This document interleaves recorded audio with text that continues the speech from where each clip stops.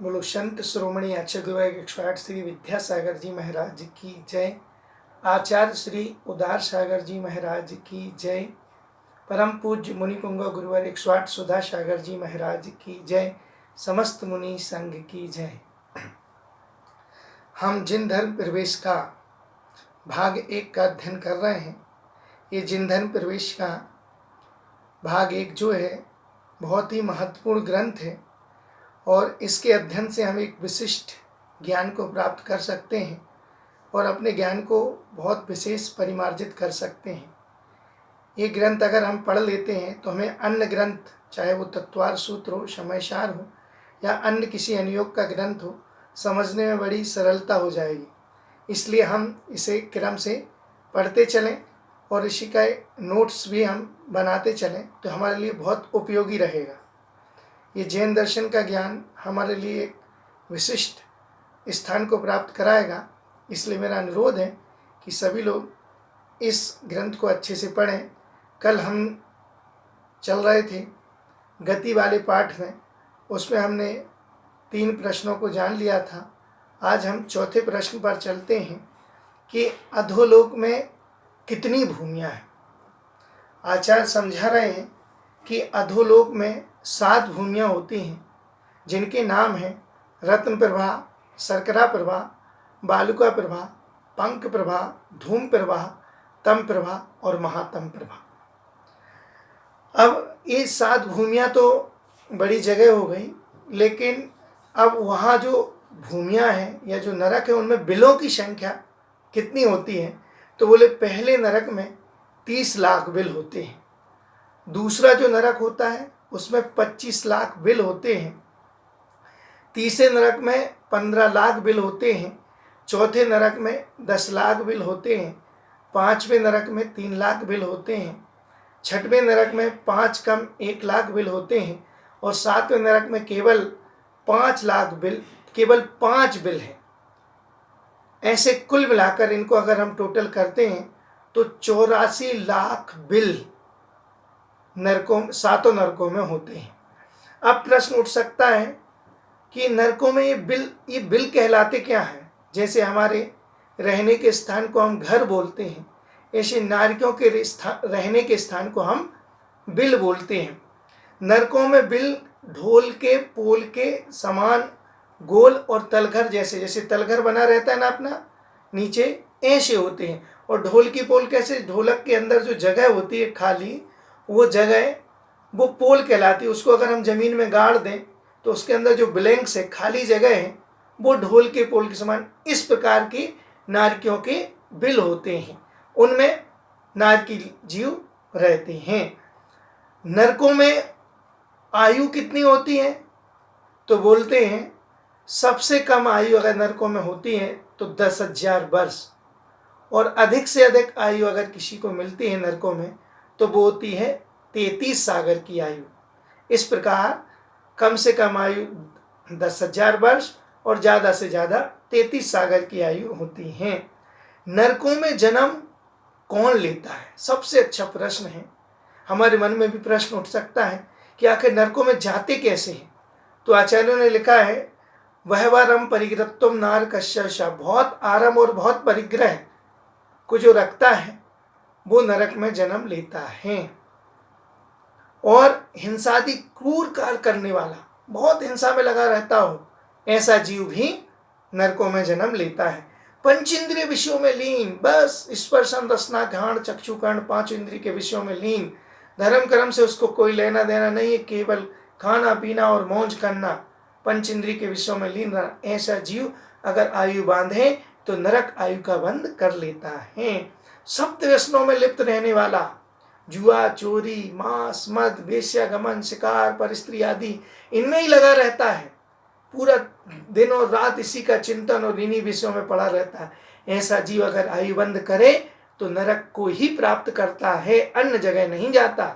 जाएगा तो नरक ही जाएगा। कुत्ते, बिल्ली, मुर्गी आदि हिंसक जानवर पालने वाला, जो लोग हिंसक जानवरों को पालते हैं उनका भी अगर आयु बंद हो तो वो भी नरक आयु को ही प्राप्त करते हैं।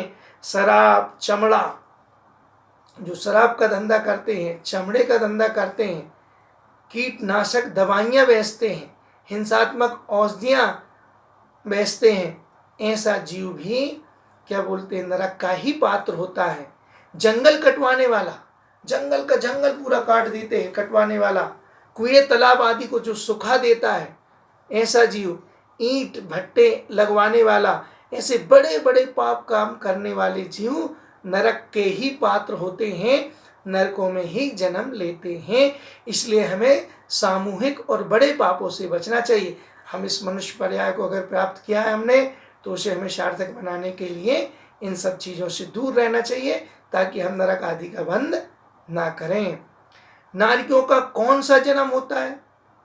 जैसे हमारा जन्म यहाँ पर हम जन्म लेते तो गर्भ जन्म से उत्पन्न होते हैं, तो नारियों कौन से जन्म? तो नारियों का उत्पाद जन्म होता है। वहाँ पर कुछ उत्पाद स्थान बने, वहाँ नारियों का जन्म उत्पाद स्थान कहलाता है। माता पिता के रज और वीर के बिना एक निश्चित जगह पर जो जन्म होता है वो उत्पाद जन्म है। वहाँ उत्पाद संज्ञा बनी रहती है और उस पर सीधा आत्मा यहाँ से गई, पुद्गल वर्णा को वहाँ की पर्याप्ति पूर्ण की और वहाँ पर जन्म। अस्त्र शस्त्र लगे रहते हैं, उन शस्त्रों पर गिरकर वहाँ पर जन्म होता है। हमारा शरीर छिन्न भिन्न हो जाता है और बॉल की तरह उछकते हुए हम कई बार मरते जन्मते हैं और वहाँ पर जन्म ले लेते हैं। अर्थात कहते हैं, प्रश्न उठता है कि वहाँ पर मिट्टी कैसी होती कि उसकी गंध, और वहाँ पर क्या होता होगा? तो आचार्यों ने लिखा है, सुअर, कुत्ता, बिल्ली, हाथी, घोड़ा सड़ जाए इनका शरीर, कहीं उससे अनंत गुणी दुर्गंध वाली मिट्टी वहाँ दुर्गंधों में होती है। प्रथम पृथ्वी की दुर्गंध युक्त मिट्टी अगर यहाँ पर आ जाए तो एक कोस के भीतर के जीव पूरे के पूरे मर जाएं। एक कोस मतलब 2 मील, 2 मील मतलब 3 किलोमीटर के जीव मृत्यु को प्राप्त हो जाएं।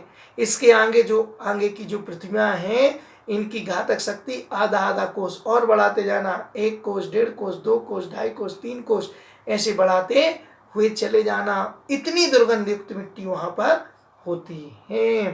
तो इस प्रकार से वहाँ उत्पाद जन्म होते हैं और वहाँ पर ऐसी मिट्टी में उनका जन्म होता है। बस नरक गति की जानकारी करने से हमको क्या मिला? हमने ये जाना कि ऐसा, इससे क्या फायदा हुआ? उन्हें नरक गति के दुखों को जानकर हम पापों से बचने लगते हैं, पापों से भयभीत हो जाते हैं और विषय के लंपटी हम फिर नहीं बनते। और अगर जान लें तो हमें बनना भी नहीं चाहिए। नरकों में अनेक प्रकार के दुख हैं। अगर आप वहाँ जन्म ले लेते हैं या हम जन्म ले लेते हैं, वहाँ कोई भी जीव जन्म ले लेता है, तो वहाँ पर अकेले इतने दुख है तो सामान्य रूप से करोड़ों जिह्वाओं से भी नरकों के दुखों का वर्णन नहीं किया जा सकता है। नरकों में कई प्रकार के और दुख होते हैं, क्षेत्र संबंधी दुख।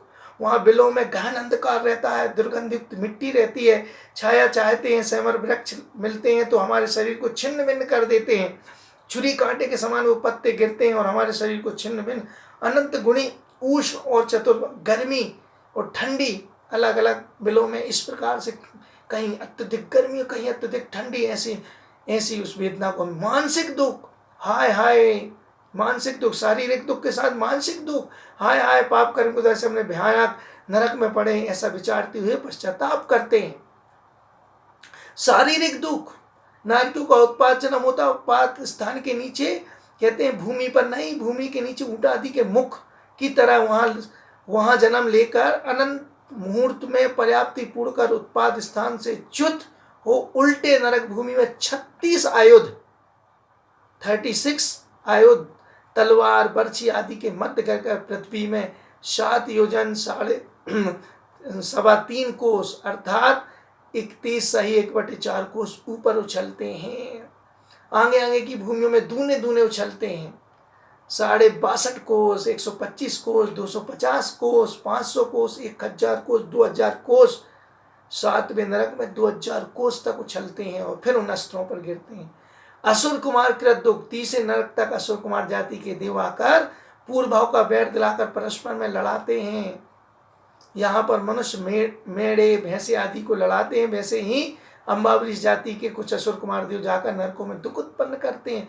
परस्पर के दुख, आपस में एक दूसरे को मारते काटते, 1 सेकंड के लिए भी वहाँ समय नहीं मिलता है। रोग संबंधी दुख, इस संसार में जितने दुस्सह तथा निष्प्रतिकार रोग हैं वे सब नारकियों के रोम रोम में, एक एक रोम में इतने दुख और अप्रतिकार, जिनका हम प्रतिकार नहीं कर सकते, कैंसर आदि महामारी, ऐसी कई रोग वहाँ उत्पन्न होते हैं। भूख प्यास संबंधी दुख, 3 लोग को अनाज मिल जाए तो भूख ना मिटे, पूरे समुद्रों का पानी मिल जाए, तो ऐसे दुख नरकों में होते हैं। इसलिए हमें पापों से बचना चाहिए और नरक गति जाने से हमें भयभीत रहना चाहिए। अब आता है अगली गति, तिर्यंच गति किसे कहते हैं? कहते तिर्यंच गति नाम कर्म के उदय से अवस्था विशेष को तिर्यंच गति कहते हैं। तिर्यंच गति नाम कर्म के उदय से अवस्था विशेष जो हमें प्राप्त होती है वो तिर्यंच गति कहलाती है। जो मन वचन काया की कुटिलता को प्राप्त हैं, जिनके पाप की बहुलता पाई जाती है, उनको भी तिर्यंच कहते हैं और उनकी गति को भी हम तिर्यंच गति कह देते हैं। तिर्यंच गति की बात, तिर्यंच गति के कितने भेद होते हैं? तिर्यंच गति के 2 भेद होते हैं, एक भोग भूमि तिर्यंच और एक कर्म भूमि। भोग भूमि समझते हैं जहाँ भोग ही भोग मिलते हैं, चाहे मनुष्य चाहे तिर्यंच, और कर्म भूमि जहाँ पर असी मसी किसी विद्यावान शिल्प आदि सत्कर्म किए जाते हैं, उससे जीविका उपार्जित की जाती है, वो कहलाता है कर्म भूमि। तो तिर्यंचों के कौन सा, अब तिर्यंचों को जन्म कौन सा होता? तिर्यंचों के गर्भ जन्म भी होता है और सम्मूर्छन जन्म, ये दोनों प्रकार के जन्म गर्भ से भी उत्पन्न होते हैं, जैसे मनुष्य आदि का जन्म होता है, और सम्मूर्छन बिना माता पिता के रज और वीर के बिना अपने शरीर की जो संरचना कर लेते हैं, वो सा जन्म भी वहाँ पर होता है। तिर्यंचों के कौन से दुख हैं? तिर्यंचों में भी भूख प्यास, सर्दी गर्मी, छेदन भेदन, बंधन आदि अनेक प्रकार के दुख वहाँ पर मिलते हैं। अपन देखते हैं तिर्यंचों को कितनी वेदना और कष्ट होती है। तिर्यंच गति में कौन जन्म लेता है? माया तिर्यग यौनश्य। आचार्य रोमा स्वामी लिखते हैं, जो मायाचारी करता है अगर उसका आयु बंद हो जाए, गति बंद हो जाए, तो तिर्यंच गति में ही जन्म लेता है।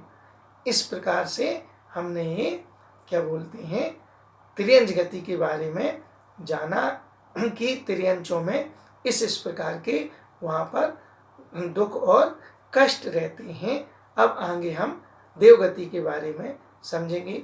आज इतना ही। जय जिनेंद्र।